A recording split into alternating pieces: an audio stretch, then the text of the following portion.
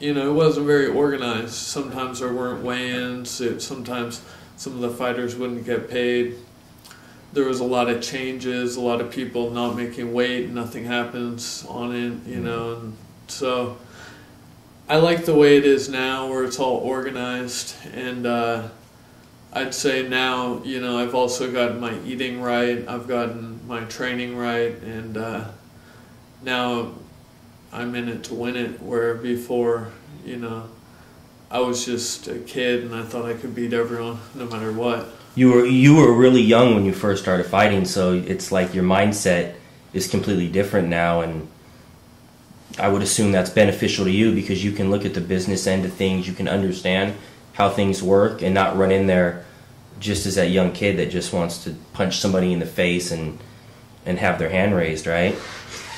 Yeah, for sure. Now I know a lot more about fighting, so I can prepare myself and be ready for whatever's going to come at me. If they're going to be making changes, I'm mentally prepared to be ready for those changes, and if they're going to, all the fighters coming at me, I'm ready for what they have too, because I've trained with all the best people in the Gracie camp and over at George Tetsui's with the kickboxing, and then out in Lodi and over at El Nino Training Center and with Dave Terrell. So all the people I've trained with, are able to give me all the challenge I need, and I've been training there for 14 years. So yeah, at this point, I definitely have the experience to be able to keep me ready and prepared and not surprise me.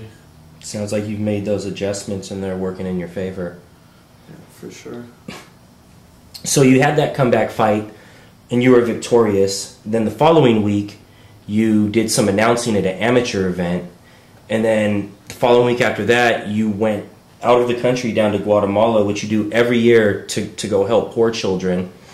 And you had an incident there where you were attacked by 3 bandits with machetes.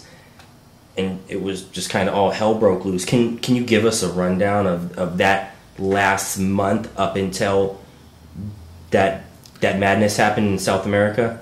Well, yeah, I guess I thought the end of, I was built up so much for the beginning of March, leading up to the fight with all my training and everything, and swimming, working out. I get there, I have that quick fight. After an hour warm-up before the fight, I have 51 seconds in the ring.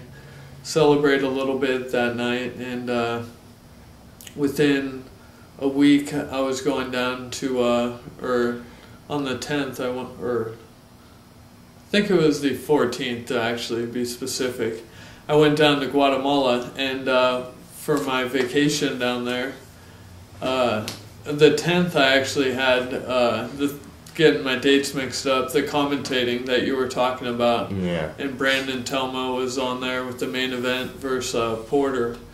And so I went down and with Kurt Osiander, him and I were commentating the event. We had a few guest commentators, including Gilbert Melendez, and it was a lot of fun. We had a blast doing that event, and the guys really fought their hearts out. That was a great amateur showing there. And I give props to Dan Black because there was a ton of people there too, and it seemed like everything came off really nicely. So that was definitely a great experience, and I hope to do some more commentating in the future. But after that event, I thought I was going to go and get a little vacation, from fighting and stop training, because even after my fight, knowing I was going on vacation, I just got right back into training right afterwards and just kept training. And so I was kind of looking forward to a little break after such a hard camp and workout for this thing. And that's when I got to Guatemala, hung out for a couple days, and then went out to the lake to hang out. And right before I got to my grandfather's house, I was one town away. They had blocked off the road with rocks, a bunch of little rocks. And I drive up, I'm driving a girl's car from the city, and we stop, and I'm like, oh no, this seems like a Jack move, I've watched plenty of Western movies and seen, people get shanghaied, so I was like, this isn't good, you know. And they block roads off sometimes in Guatemala, so it's a typical thing to see. And but I still felt really uncomfortable about it. So we sat there and rolled up the windows and locked the doors and started talking about what to do. And the girl's name was Susan. She said, "Do you think we can drive over it?" And I said, "No, we'll get stuck. You know, the rocks were too big." And I was like, you know, we could go back and wait for another car, you know, because another car had passed like 5 minutes earlier. We let our brakes rest a little bit and let a car pass and go down the hill. It was an SUV, so we thought maybe it got over the rocks, you know, maybe they just drove straight over it. Yeah. But most likely they set it up in the last few minutes. Anyhow, she was going to get out of the car. She said, "Well, why don't I just get out of the car and move the rocks?" And I was like, you know, I don't think you should. You're not getting out of the car. If anyone was going to get out of the car, it would be me, because I can defend myself. But if you get out of the car, I can't even defend you. You know, we're pretty much screwed. And she's like, I don't know. She considered it for a second. And then she's like, well, because I still didn't want to get out to move the rocks, you know? Yeah, you knew something was coming. This isn't right, you know? Yeah. And then she's like, I'm just going to move the rocks. And like unlocked and tried to open the door. And then I like yelled at her, "No, stop, you know? Don't open the door. I'll move the rocks." So I open the door, I go sneak up, and I try to get the first rock and toss it off, grab the second rock and throw it. I go for the third rock and I look up, and there's two guys running out of over this little hill in the dark with machetes. So it was nighttime. Rock. It was about 9:30 or 10 o'clock at night, and it was really dark. Yeah. And they came at me, and I turned and I tried to run away, and I just fell like flat on the cement, and got up really quick and started running again. And they passed the car, and then she drove forward a little bit. The guy with the rock turned around, threw the rock at her car, and blew out the taillight. And then she drove off.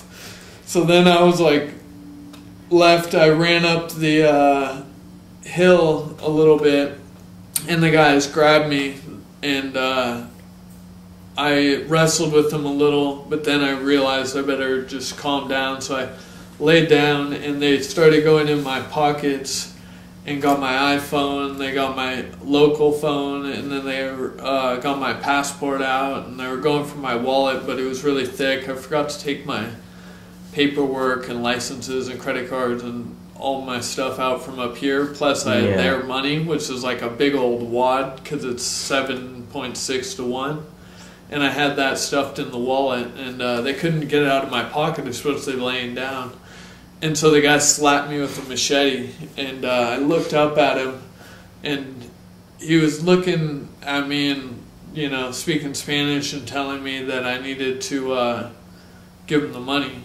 And at that point, different thoughts went through my mind. I got kind of scared that it definitely was a life-threatening situation, you know, and then I kind of felt like he didn't really have the killer instinct, and that he didn't really want to hurt me, because he didn't seem like he was really hitting me very hard. But at the same time, I knew it was serious. So I stood up at that point, and they got their hands in my pockets even more, and looked over and kind of got my hand on the guy's machete, but I wasn't sure that I wanted to take it at that point, because it was definitely an uneven match. You know, I wanted him to get my stuff, but instinct, I just had my hand on it. Anyway, he started telling his friends that I was trying to take it from him. And so the guy who had the rock originally goes and grabs another rock, and it was about half the size of my head. It's a huge palm full of rock. And he motions like he's going to hit me with it and starts coming at me. But the other two guys are on my arms and checking in my pockets. And, but still controlling their machetes like right here in front of me.